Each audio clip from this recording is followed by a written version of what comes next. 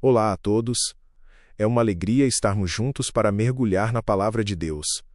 Hoje vamos iniciar nosso estudo sobre métodos de estudo bíblico, focando na introdução ao estudo bíblico indutivo.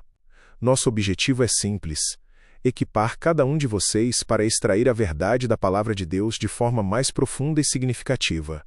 Queremos que vocês se sintam confiantes em sua capacidade de entender e aplicar as Escrituras em suas vidas.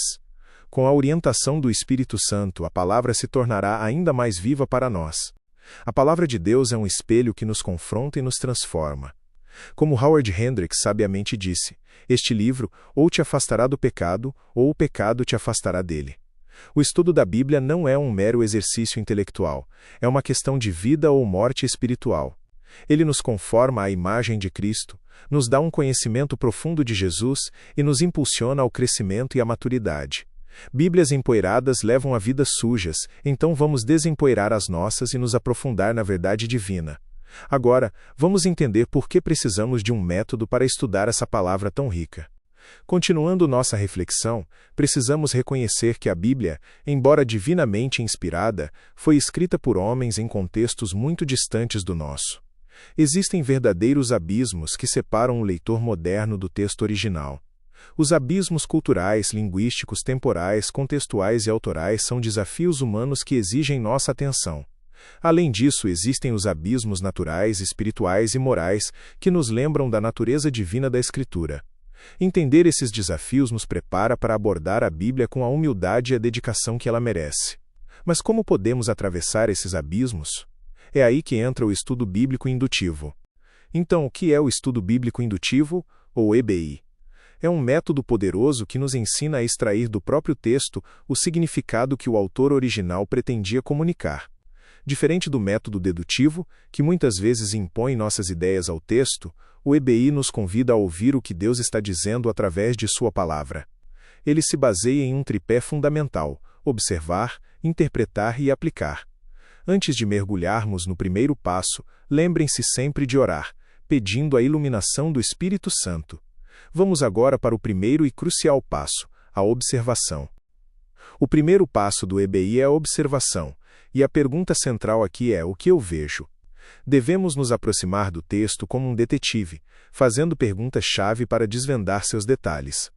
Pergunte-se: quem está falando ou sendo mencionado? O que está acontecendo? Onde e quando esses eventos ocorrem? Por que algo é dito ou feito? E como tudo isso se desenrola? A observação cuidadosa nos ajuda a identificar palavras repetidas, termos importantes e a estrutura geral do texto. Não precisamos de ferramentas complexas. Uma leitura atenta, talvez com uma Bíblia de estudos, já nos revelará muito. Depois de observar, estaremos prontos para o próximo passo. Agora, vamos aplicar o que aprendemos sobre observação na Grande Comissão em Mateus 28. Ao lermos o texto, as perguntas quem, o que, como e quando nos guiam.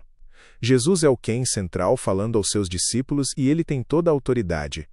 A ordem é clara: ide e fazei discípulos, e isso se dá através do batismo e do ensino. Notem como as respostas para nossas perguntas estão no próprio texto, ou em referências cruzadas simples. Isso nos mostra que a observação é o alicerce para qualquer estudo bíblico profundo. Depois de observar, passamos para a interpretação. O que isso significa? Não buscamos uma nova interpretação mística, mas o livre exame das Escrituras, usando os óculos da cosmovisão reformada. Lembrem-se do princípio sola scriptura: a Bíblia interpreta a própria Bíblia, e é a única fonte da verdade de Deus. Nosso objetivo é descobrir o que o autor quis dizer para as pessoas daquela época, pois a verdade de Deus é objetiva e revelada na sua palavra. Agora vamos ver algumas dicas práticas para essa etapa tão importante. Para interpretar bem, comece pelo sentido literal. Se o texto diz pão, pense em pão, a menos que o contexto exija um sentido figurado. Lembre-se que o significado das palavras depende do contexto. A palavra mundo pode significar a humanidade ou o sistema pecaminoso. Outra regra de ouro: use passagens paralelas. Se um relato em João parece difícil, veja como Mateus ou Marcos descreveram o mesmo evento. Use dicionários bíblicos para termos teológicos complexos. Com essas ferramentas, podemos desvendar o sentido original do texto. Depois de observar, passamos à interpretação. Em 2 Timóteo 4, a interpretação nos revela que Paulo não está apenas aconselhando, mas dando uma ordem solene a Timóteo.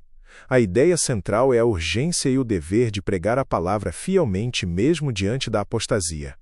Isso nos mostra que a pregação da verdade é um mandamento divino, não uma opção, especialmente em tempos de desvio doutrinário. A interpretação nos ajuda a entender o porquê por trás da ordem de Paulo, preparando-nos para o próximo passo. Agora chegamos ao ponto crucial, a aplicação. Depois de observar o que o texto diz e interpretar o que ele significa, a pergunta é: o que o texto requer de mim hoje? Precisamos meditar na ideia principal, distinguindo o que é cultural do princípio eterno. Há algo para crer, confessar, pedir ou corrigir em sua vida? A aplicação deve ser prática e pessoal, transformando o conhecimento em ação. Isso nos leva a um autoexame honesto que é fundamental para o crescimento espiritual. Concluindo nossa jornada, o estudo bíblico indutivo é um processo contínuo de observar, interpretar e aplicar. Lembrem-se, o que eu vejo, o que significa e o que eu faço. Desafio a todos a aplicarem esses princípios em Hebreus 12, 1-2 nesta semana, olhando para Jesus, o autor e consumador da nossa fé. Que a palavra de Deus não seja apenas um livro empoeirado, mas uma fonte viva que nos afasta do pecado e nos aproxima de Cristo. Muito obrigado.